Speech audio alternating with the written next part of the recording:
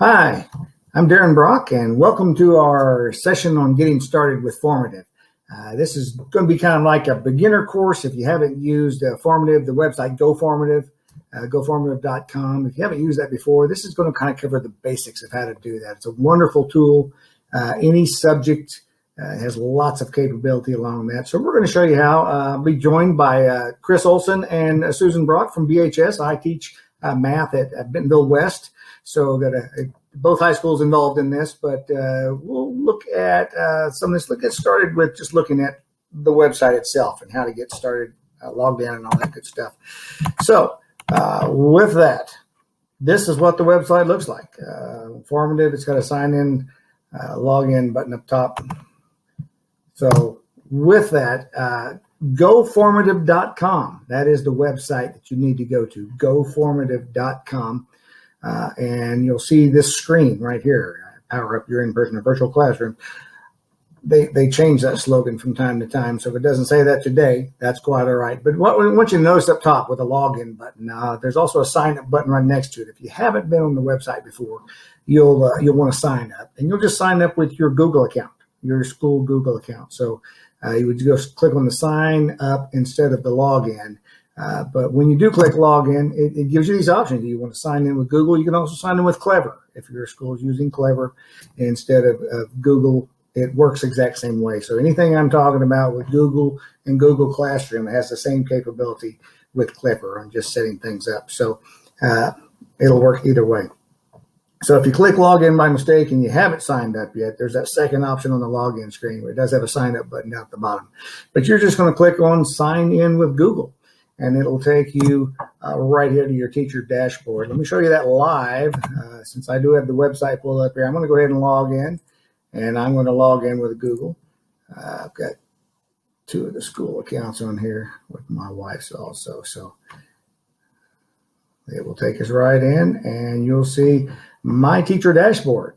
And I've cleaned it up some. I got rid of a lot of last year's lesson. I still have geometry and algebra folders because you can create folders and put your assignments in folders.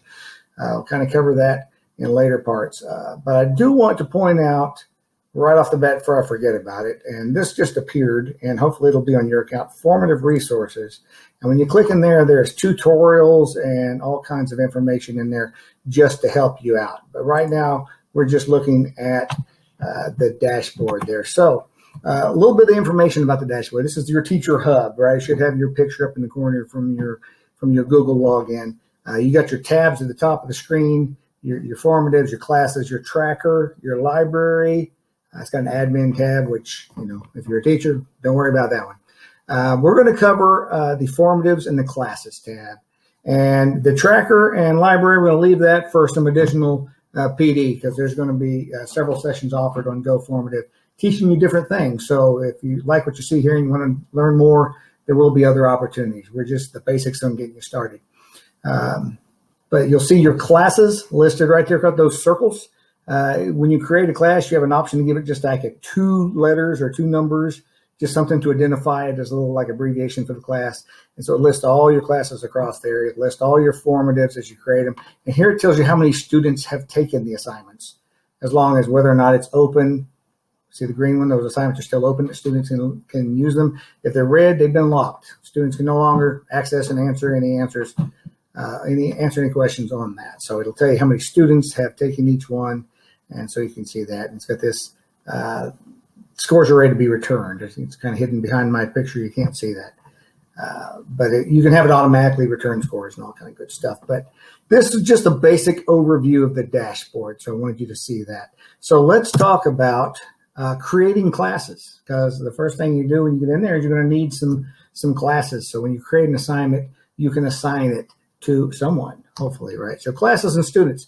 To create classes, we're going to click on that classes tab right there at the top. And then you have the option, and let me go ahead and switch over here. I'm going to click on that classes tab live. And there's the classes I had from last year are already there. But we're going to create a new class today for this training. And I'll show you, like these from last year, I can actually, there's an option down here to archive them. So I can take that and I can archive it and don't need it anymore. It can go to the archive. So that option's there. These were actually created by my co-teacher, And so she'll have to archive those as well for that to do that. But let's look at this here. To create a class, you can do it manually. Only as the last resort, I'm telling you, because it's very simple. With your Google Classroom and Clever, you can just sync it. You can just say, hey, go get my class and load it in, so I don't have to sit there and enter every student individually, although you do have that option to do that. You also can add co-teachers.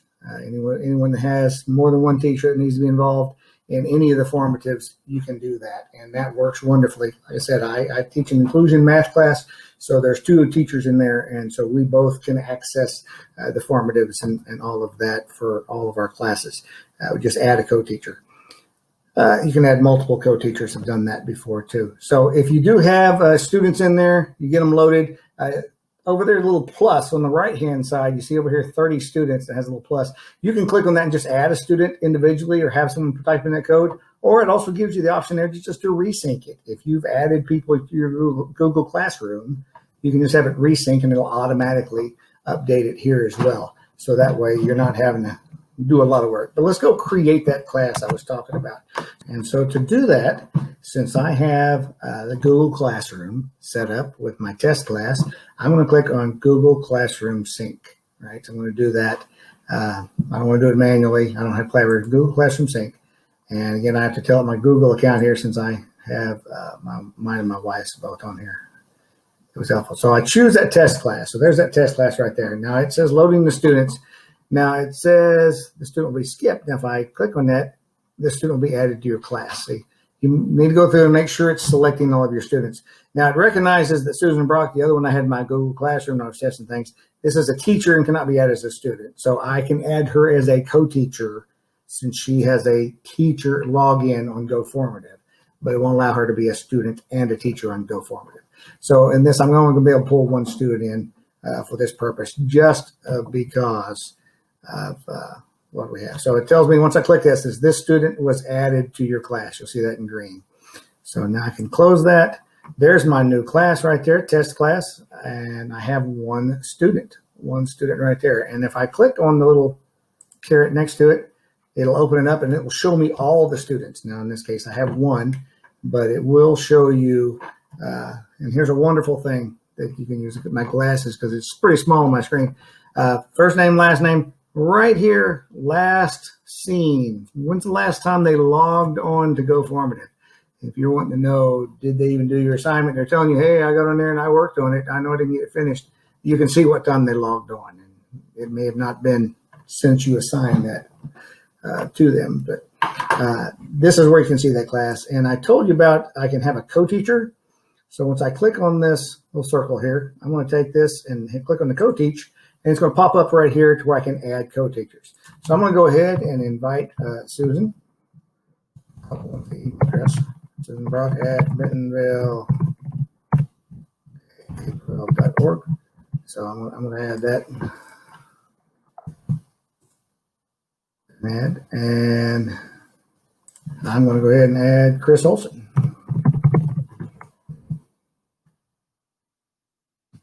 All right, so those have been added as co-teachers. And then when they log in, I think it'll give them a notification that they've been invited to be co-teachers in the class. But there they are. So anything that I assign to this class, when they log in on their teacher accounts, they'll see that as well. So that is what it takes to create a class. And once you have a class, then we're ready to give the class some assignments, right? So this kind of, again, summarizes everything on this screen. The co-teachers, adding, so you can have co-teachers, you can add students later, more students, like I said, just go back and resync it, and that all pulls it right together. But we need some assignments for them. So I'm going to turn it over to Chris, let him talk about create some assignments, and then I'll come back later and talk about some other add-ons that we can do with this. So take it away, Chris.